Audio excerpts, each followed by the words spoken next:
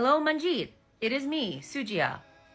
I saw your video on Instagram and I wanted to talk to you a little bit about it.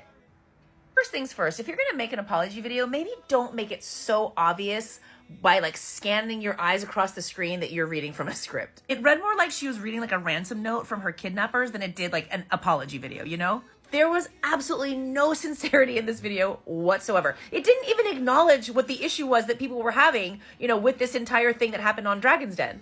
There was absolutely no sincerity in this video whatsoever. It didn't even acknowledge what the issue was that people were having, with this entire thing that happened on Dragon's Den. And were we supposed to be like surprised and shocked that she pulled her $1 million investment? This company went to shit overnight. Of course she pulled the investment. And the worst part for me is when she brought up like chai and naan, and it's like, two things that are from your culture. So you're acknowledging that you understand, how that feels when somebody, diminishes your culture or culturally appropriates or, somehow, uses your culture in a way that you don't like. So you acknowledge that, you understand that. But when Simu raised these very legitimate concerns with you, all you said was, can we not make this so heavy? Like, you don't have to do everything so traditionally. Anyway, Boba Company, take my $1 million.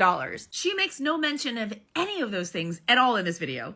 But of course, she did not hesitate in making herself the victim in this situation by telling us everything that she's been going through and all the harassment. Now, obviously, death threats and any kind of threats to make people feel unsafe are fucking absurd and should absolutely stop. But any criticisms that she's received about what she said and did and how she didn't acknowledge for 1 second and she completely dismissed how Simu was feeling and the things that he said, those criticisms, in my opinion, are completely and totally valid. And I just wonder if they're going to pull this apology or if they're going to make an apology for this apology. I don't even know. Can you even call this an apology? She didn't actually apologize for anything.